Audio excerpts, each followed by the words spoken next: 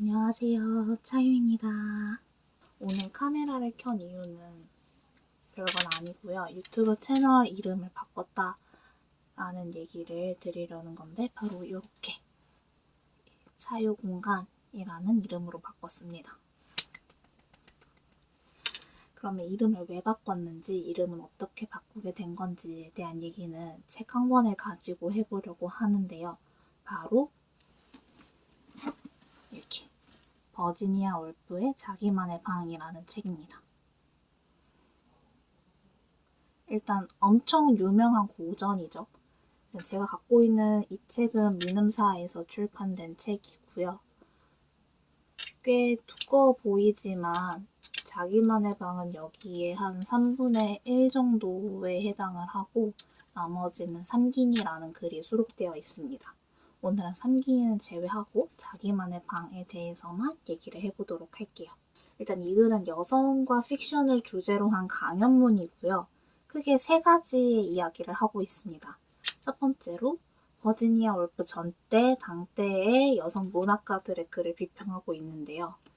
여기에 대해서도 웬만하면 얘기를 드리고 싶은데 여기 언급된 작가가 제인 오스틴, 조지 엘리엇, 브론테 자매 이 정도거든요.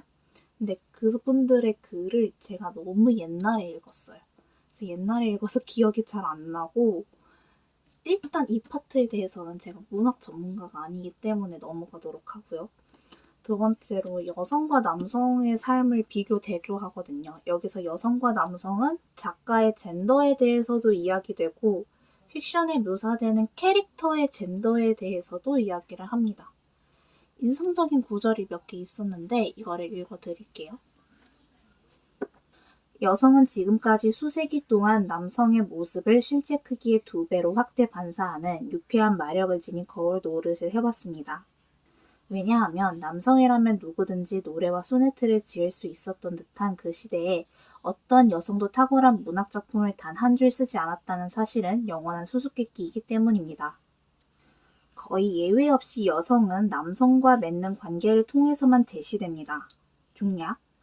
남성과의 관계는 여성의 삶에서 아주 자그마한 부분밖에 차지하지 못하는데 말이죠.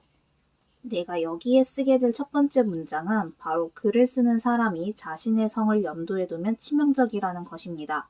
순전한 남성 또는 순전한 여성이 되는 것은 치명적입니다. 인간은 남성적 여성이거나 여성적 남성이어야 합니다.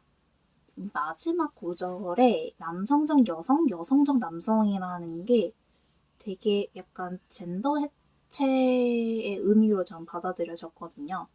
그래서 고등학교 때 읽었던 책 중에 부시맨과 레비스트로스라는 책이 있는데 쉽게 쓰여진 인류학 관련 책이고 거기에서 이제 어떤 원주민들의 사례를 얘기하면서 남성성과 여성성이 문명에 의해 결정된, 그러니까 정체화된 그런 개념이지 않느냐, 실제로 존재한다고 이걸 볼 수 있느냐 라는 질문을 던졌던 적이 있는데 그런 생각도 같이 떠오르더라고요.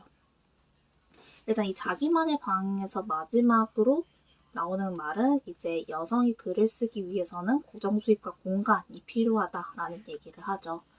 이 글의 가장 중요한 포인트이기도 하고요. 그래서 대체 왜 여성과 픽션이라는 강연에서 돈과 방이 나오냐. 이 책의 말미에서 한 번 더 일러주는데 이제 500파운드는 우리가 스스로 생각하는 것을 정확하게 표현할 수 있는 용기, 그리고 자기만의 방은 그러한 자유로 치환이 됩니다. 500파운드가 현재 가치 한국 돈으로 환산하면 얼마인지 궁금해서 찾아보려고 했는데 아직은 못 찾았어요. 근데 여기도 제가 하이라이트 친 부분을 몇 개 읽어드리도록 하겠습니다. 고정된 수입이 사람의 기질을 엄청나게 변화시킨다는 사실은 참으로 놀라운 일이라고요. 음식과 집, 의복은 이제 영원히 나의 것입니다. 노력과 노동만 끝나는 것이 아니라 증오심과 쓰라림도 끝나게 됩니다. 나는 누구도 미워할 필요가 없습니다. 아무도 나에게 해를 끼칠 수 없으니까요. 또 누구에게도 아부할 필요가 없습니다. 그가 나에게 줄 것이 없기 때문이지요. 19세기 초 중산층 가족은 오직 하나의 거실을 공유했다는 사실과 관련이 있을까요? 만일 여성이 글을 썼다면 그녀는 공동의 방에서 써야만 했을 겁니다. 그리고 나이팅게일 양이 격렬하게 불만을 토로했듯이 여성은 언제나 방해를 받았지요. 산문과 픽션을 쓰는 것이 더 쉬웠을 겁니다. 집중력이 덜 요구되니까요. 제인 오스틴은 생애 마지막 날까지 그런 환경에서 글을 썼습니다. 그녀의 조카는 회상록에서 이렇게 쓰고 있습니다. 어떻게 숙모님이 이 모든 것을 이루어낼 수 있었는지 놀라울 따름이다. 왜냐하면 숙모님에게는 종종 찾아갈 만한 독립된 서재가 없었고 또 숙모님이 쓴 작품의 대부분은 공동의 거실에서 온갖 종류의 일상적인 방해를 받으며 쓰여야 했기 때문이다. 숙모님은 자신이 하고 있는 일이 하인들이나 방문객 또는 가족의 범위를 넘어선 사람들에게 눈치채이지 않도록 조심했다. 그러므로 나는 여러분에게 아무리 사소하고 광범위한 주제라도 망설이지 말고 어떤 종류의 책이라도 쓰기를 권하고 싶습니다.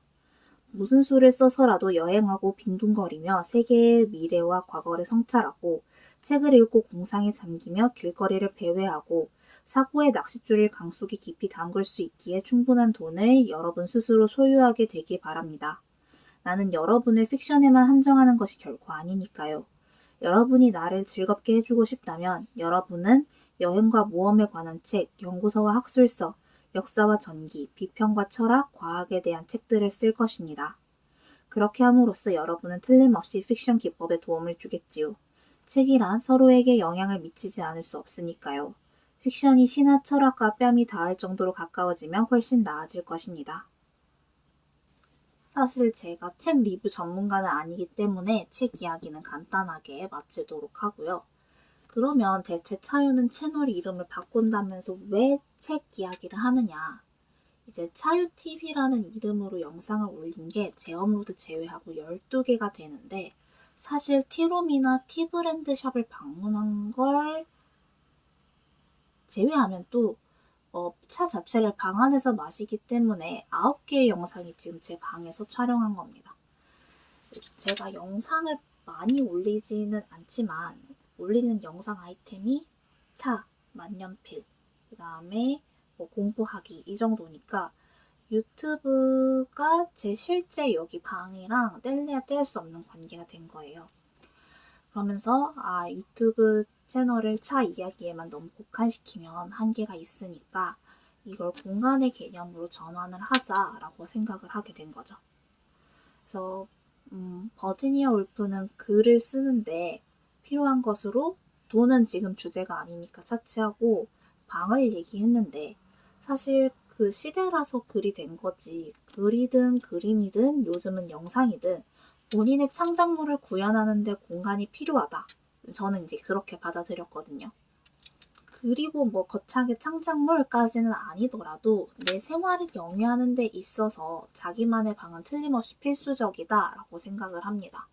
실제로 저는 어릴 때는 동생이랑 방을 썼고 기숙사에서는 룸메이트가 있었고 그래서 자기만의 방이 생긴 거는 한 2년 정도밖에 안 되는데요. 그런데 여기서 대단한 걸 하는 건 아니지만 생활뿐만 아니라 생각에 엄청난 자유가 생기고 공간을 온전히 나로 채워나간다는 느낌이 삶에 무시 못할 만족감을 줍니다. 그러한 공간을 유튜브에도 구현하고 싶다라는 생각이 들어서 채널 이름을 이렇게 바꿨다라는 대단치 않은 얘기를 대단하게 하고 있습니다. 일단 오늘 영상은 여기까지고요. 차유가 이 공간을 어떻게 채우기 시작했는지 짧은 영상을 에필로그 형식으로 보여드리고 마무리하도록 하겠습니다. 차유 공간에 여러분의 시간을 더해주셔서 감사합니다. 안녕.